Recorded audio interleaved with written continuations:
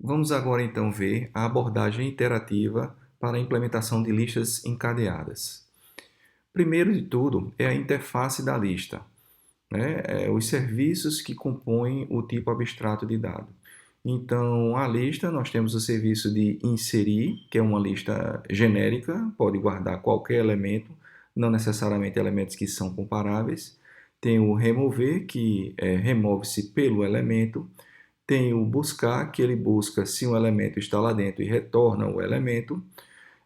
Tem o método que diz o tamanho da lista, se ela é vazia, e tem um toArray, que vai voltar um array dos elementos da lista na ordem que eles são visitados. Esse método é importante para a gente saber como está a estrutura interna da lista, a ordem dos elementos lá dentro. E existe também a interface, que é a lista duplamente ligada, que ela estende a interface da lista ligada por ter a mais os métodos de inserir no início, remover no início e remover no final. Aqui estão as duas estruturas. A primeira classe, que é o nó da linked list, ele tem aqui um dado dentro dele e ele tem um next, que é do mesmo tipo single linked list node. Tá? Então, o nó da lista simples ele é uma estrutura recursiva que guarda um dado e ele tem um apontador para um outro elemento, para um próximo nó, que é do mesmo tipo dele. Está aqui a recursão.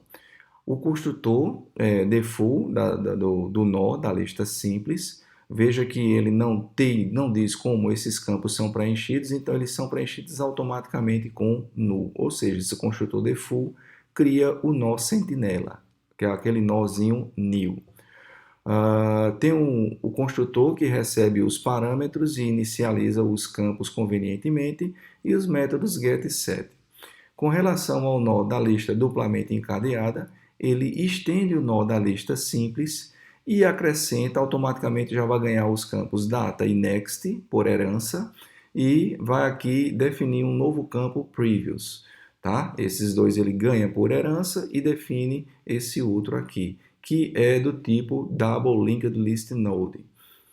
Então, o construtor default, que não diz como eles são inicializados, então todos são inicializados com null, ou seja, cria o nó new, o nó sentinela da lista duplamente encadeada, e também tem o construtor que recebe os três parâmetros. Inicializa o nó, o data e o next, usando o construtor da superclasse, tá? E depois atribui aqui o previous convenientemente, e tem os métodos gets e sets.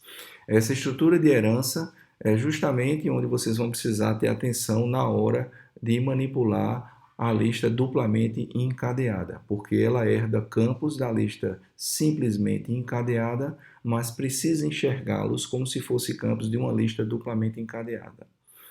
E aí está os construtores que geram o nó new.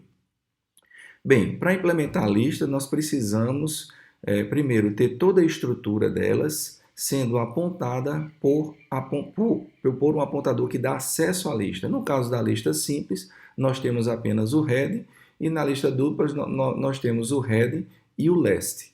Tá? Então, a lista ela é vista como um objeto que vai encapsular dentro dela a estrutura. E essa estrutura vai ter um apontador de acesso ou dois apontadores de acesso, no caso da lista duplamente encadeada. Então, seguindo esse design, vamos pensar na lista simplesmente encadeada. Como seria a implementação do isEmpty? Ele simplesmente vai retornar, vai dizer se o head ele está apontando para um nó vazio. Certo? Se isso é verdade, a lista é vazia. Né? Então, no caso do inserir de um elemento numa lista, se a lista é vazia, o head está apontando para new. Para inserir o 5, eu simplesmente transformaria a lista, certo? Nessa estrutura daqui, uma caixinha guardando o 5 e o new lá no final, e o head apontando para a caixinha guardando o 5. A inserção de uma lista, por padrão, ela sempre acontece no final da lista. Ok, pessoal? Então, se eu quisesse inserir o 3 nessa lista aqui, eu transformaria essa lista nessa outra daqui, certo? Em que o 5 permaneceu no head e o 3 entrou no final da lista. E o nó sentinela sempre lá como último elemento. Então, como seria o inserir de acordo com essa lógica? A ideia seria fazer o uso de um apontador auxiliar que começa com head. Se head for new, nós temos uma lista vazia. Então, nós alocamos um nó, dizemos que o next dele vai apontar para o head e afastamos o head para o novo head. Tá? Então, vamos simular isso considerando uma lista vazia ou uma lista que não é vazia, para a gente simular. Está aí o head apontando para, o auxiliar do head apontando para o head. Se acontecer de head ser new, na lista vazia, nós criamos aqui um new head com um nó 5, tá certo? E vamos encaixar ele dentro da lista. E isso corresponde a esse código. Então, vamos lá. Executando a primeira linha aqui, destacada aqui em amarelo, já criei um novo head. Vou agora fazer o next dele apontar para o new, para o head, que no caso é new, e depois vou fazer o head apontar para new head. Ou seja, o efeito final foi transformar a lista vazia em uma lista com um elemento. No caso da lista não ser vazia, nós precisamos passear pela lista até encontrar a posição exata onde nós vamos inserir o novo elemento. E isso é feito com esse laço daqui. A ideia é andar o auxiliar do head até ele encontrar um nó new. Ele sempre vai andando para o next, passeando pela lista. Então, na hora que ele encontrar aqui o new, lá no final da lista, ele para. Então, o que é que ele vai fazer depois no auxiliar do head, quando ele encontrar o new? Ele vai preencher o conteúdo lá, o dado do nó new, com o novo item, certo? Que no caso aí seria o 3, por exemplo. E depois ele já vai alocar o next do auxiliar head, certo? Com um novo nó new. Então, com isso, ele conseguiu inserir, preencher o nó new que estava lá. Tá aí mais uma razão para a gente sempre ter o nó sentinela no final da lista. E aí ele continuou mantendo o nó sentinela também no final da lista. E qual seria a complexidade, certo, desse método?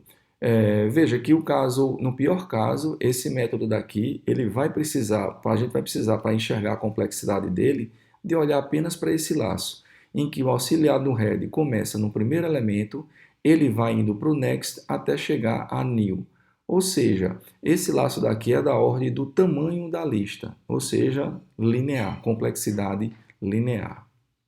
Agora vamos ver o método de buscar na lista, considerando aí esse exemplo, o search na lista vazia, certo? A ideia seria que esse search aí, ele vai pesquisar, ver que a lista é vazia, não tem o elemento desejado, tá? Para pesquisar nesse elemento, ele começaria acessando o head, passeando pela lista e viria que o 3 pertence a essa lista. Tá? Então, como seria o search? Começa com o auxiliar do head apontando para head, tá? E enquanto esse auxiliar não atingir o final da lista, certo? Ou o dado dele for diferente do item, você anda com esse auxiliar.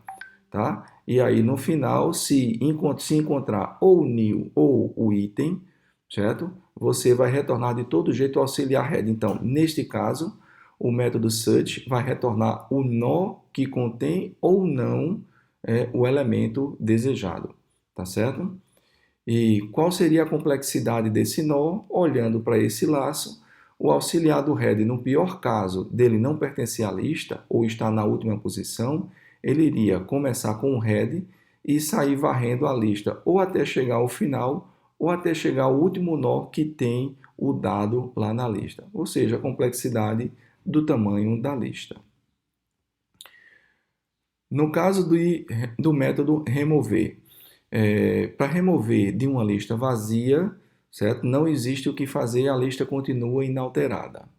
Para poder remover de uma lista que tem elementos, precisaria primeiro localizar um nó que contém o elemento e aí fazer o efeito da remoção, que seria remover aquele 3, por exemplo, no caso 3, remover esse elemento daqui da lista. Notem que nós somos sempre forçados a pensar em remover essa caixinha, mas não necessariamente esse é o melhor design da solução. Porque para remover essa caixinha nós precisaríamos de dois apontadores, saber quem é o anterior, quem é o posterior.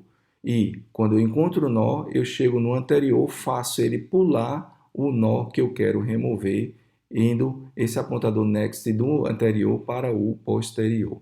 Mas na lista simplesmente encadeada, nós não conseguimos voltar. Então, por isso que precisaríamos de dois apontadores, mas não necessariamente podemos usar esse design, tá certo?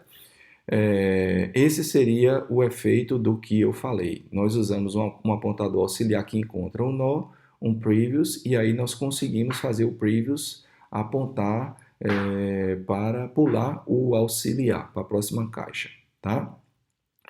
Mas a outra solução seria, uma vez que eu localizei o nó a ser removido, eu posso simplesmente trazer o dado do próximo nó para ele e fazer ele pular a próxima caixinha que continha o próximo dado, que já foi trazido para cá.